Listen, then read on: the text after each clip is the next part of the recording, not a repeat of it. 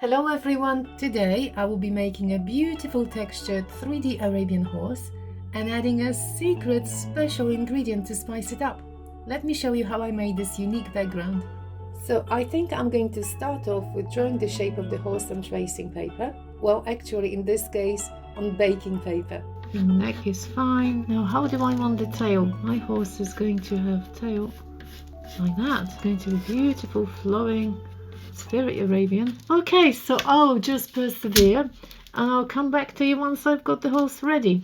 The legs were the hardest. They are so difficult. Yes, I'm sure there are some stencils online. Perhaps you could use that, but I wanted mine to stand in that position. There it is. Now I'm going to cut it out. Why do I want to cut it out? Oh, I didn't tell you. I wanted the horse 3D. So I want the horse to be higher than the canvas. I just wonder, is it too big? I'll just leave it. Okay, so 3D horse. My options are just to do the outline with the paste, polymer clay, and I could shape the whole horse, but I'm not sure that would be quite a lot of polymer clay. What if I cut the horse out of air drying clay? In the hindsight, I'm thinking, is it possible to get an imprint on the clay? Am I going to risk it or not? If it was polymer clay, I would just flip it over and transfer the image. But I'm wondering, am I capable of transferring the image on the clay? Shall we try? But let's see if it's going to work. This is my air drying clay. Let's see if it's still... I need to roll it flat to cut the horse out. I wonder how much I will need. Imagining quite a lot. Okay, would that be enough? Okay, so I need to put it together. Oops, airtight jar. The best thing is to throw it on something, not just like this. I'm so curious if it's going to be enough or not. I know how high I need it. I need wooden planks to just not to roll it completely into a pancake. I don't want to make it super thin, so I think this is the thinnest I can get. Checking the edges now, a little bit lacking here and here. So what I'm going to do, I'm just going to cut a bit this section that I don't need, and I'm going to attach it to here, smoothing out the edges. Yes, that will be fine for the tail. Now we need some section here around the face. Now, of course, we all realize that when I transfer the horse, the image is going to be reversed. I actually wanted the horse facing this way, but I just can't draw again on the other side. So, well, the horse is going to be this way. Doesn't really matter because it still fits. The moment of truth. Is it going to transfer or not? I don't want to press too hard because I don't want to make indents in the clay, of course. I'm just imagining because the clay is slightly moist. Pencil should be seen. If not, I'm going to poke it with a needle. Ta-da! Let's see. Aha! Yes! So, I didn't need to cut it out. And the horse looks good. So now, I'm going to cut it slowly.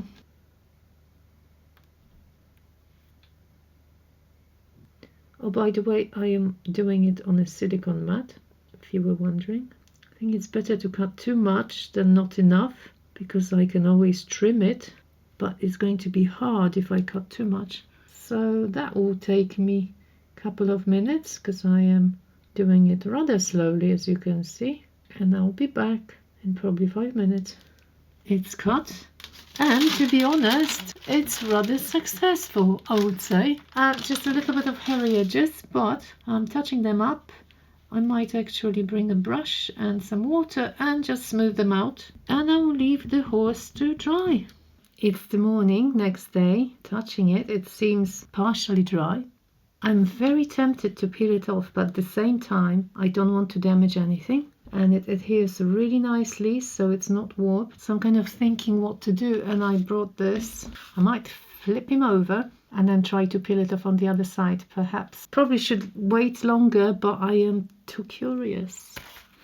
So let's just do that. So let's put something underneath first. Now I can move it. I don't recommend doing what I'm doing now, but I am super curious. Hopefully I won't destroy anything. Hoping. That's safe. Oh, look. Oh, it comes off so nicely. I thought I would be struggling, but not at all. Awesome. And all the detail, yes, perfect. This is the canvas for today. A square canvas 30 by 30 by Arteza. It's a nice premium canvas, really raised element. I thought it's going to be altogether too high, so I'm going to stick with this one. I taped it down so it doesn't change position, and quickly making the imprint. I'll explain why in a second. I just wanted roughly to know where the horse will go because I'm going to stick it down. Secondly, I am going to have a mixed media background, and I don't want to cover the horse with the same gesso and with some texture because it will be difficult to stick the horse on. I was really pondering what kind of texture would befit this nice Arabian horse. I tried pressing different interesting textures last week and the week before. I was thinking and I came to the conclusion that since the Arabians actually originated in the Arabian Gulf and are used to the desert climate, nothing would look better here than some sand. So I went out, collected some sand, and I'm going to mix it with my background. This is something I haven't done before, but the more interesting for me, oh, we've got some yellow sand. It doesn't matter because I'm going to paint over anyway, but I want some nice sandy texture. This is the gesso, super heavy gesso I'm going to use, and let's see how it behaves when we mix it. Well, it might be too thick, so maybe I want a bit of paint. Let's see. So first of all, I'm just going to outline the horse with a small amount of gesso on its own, just a little bit. I'm not going to really touch the lines because as I said, I want the horse to adhere nicely. Just a little bit like that. Now let's try that. I think I'm going to add some paint so it's a bit runnier. I shouldn't be doing it on cardboard, but oh, okay, now let's try that. Wonder how much.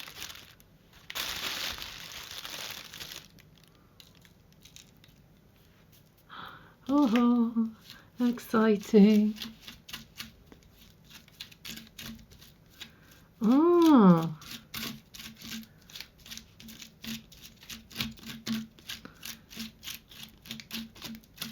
apologies to those who can't hear the sound. It's actually like, very interesting. Let me show you a close-up. Look at this. How cool is that? Let's see if my idea works on canvas, or do I need any more paint? Oh, this is so much fun. I do need more paint, but I think we'll get some fabulous effects. Maybe the sand it's pretty thick, but I think it's going to be awesome. I wonder how many of you tried actually using real sand. And this is not fine sand, you know, this is like gritty sand, but I love it. I think it was a good idea to mix it with paint, because otherwise I'll struggle. So that's it. I can't wait to paint it actually. See how that behaves. Alright, so I am leaving it and washing my hands. My horse is completely dry. And to be honest, I surprised myself. How did I manage to wait a couple of days till it's completely dry? Usually I'll just want to pick it up straight away, but I did. Solid dry, and because it's so dry, now the tail, you know, doesn't even move. Time to glue it down. I was looking which glue I want to use, and I actually found something, well, extra strong, multi-purpose, so glue that you can buy in any shop. I'm going to apply the glue, I think, to the horse first. If you're using any well, I need to open the windows and door. If you are not doing it outside, you need well ventilated area. If it's not enough, I'm going to add some more to some sections. That's sticking down. Whoops, it's stuck to my... Come on. Okay, that's it. Press it down gently from underneath, checking all the edges. I'm just going to paint everything white, so the horsey and the rest is covered with acrylic paint. This is not going to be the final color, of course, but I just want to make sure it's got a layer of protective paint. The sand is solid, nothing moves. Time to decide on the colors, and as I said before, I'm thinking of some kind of rusty metal. This time you'll see me doing something quite unusual.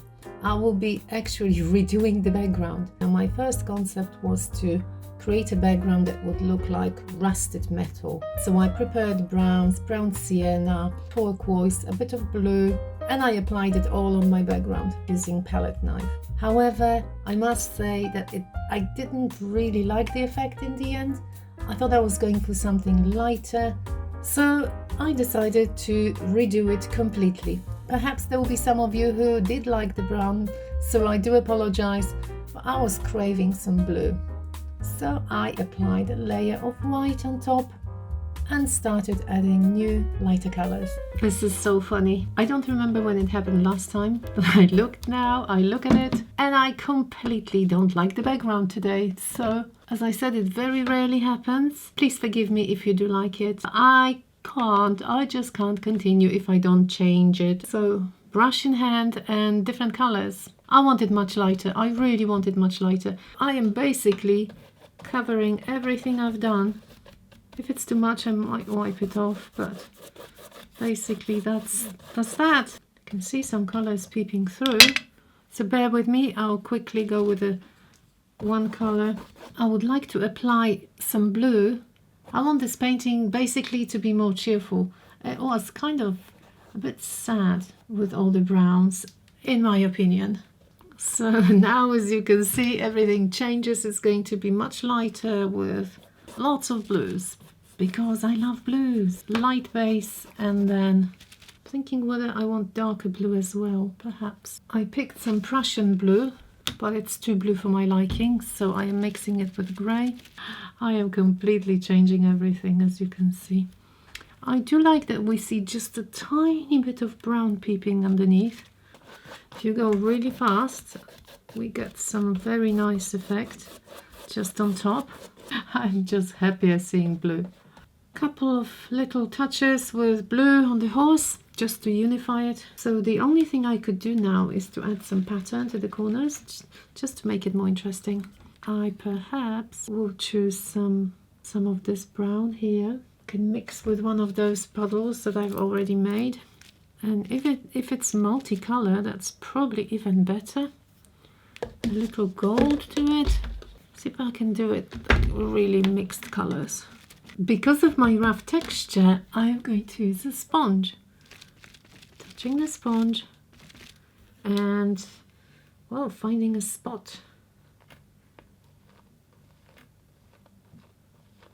for some brown.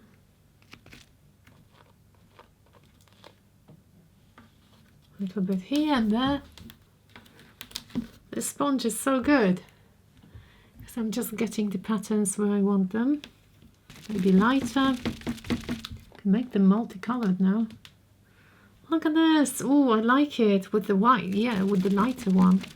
Beautiful. Oh, I feel so much better now. I love when things work out the way I want. Adding some of the lighter one here. Yay! You know, I always say don't be afraid to experiment. If you don't like something, get rid of it. With a little bit of blue, why not? Notice that I am kind of putting them together, but of course you can do what you like. I think I wanted white here, not this. Sorry. I know some of you like me showing you my mistakes, so I think it's very useful to actually see how somebody changes and adapts. Finishing off with, of course, some gold to make everybody happy. I am just wondering where. Creates such a lovely effect. As you can see, I'm kind of recently addicted to it.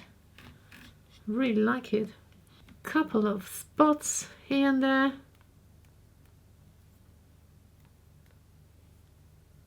This is my pouring white. To finish it off, jar of gold.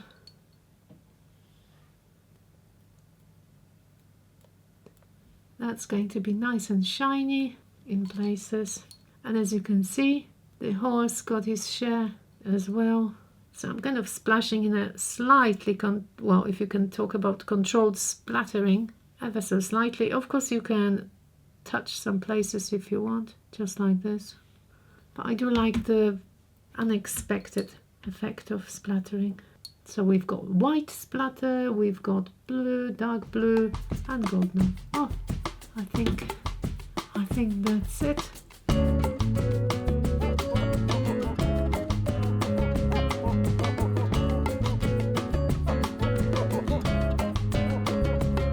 Well, there we are. What do you think of this piece? Please let me know in the comments.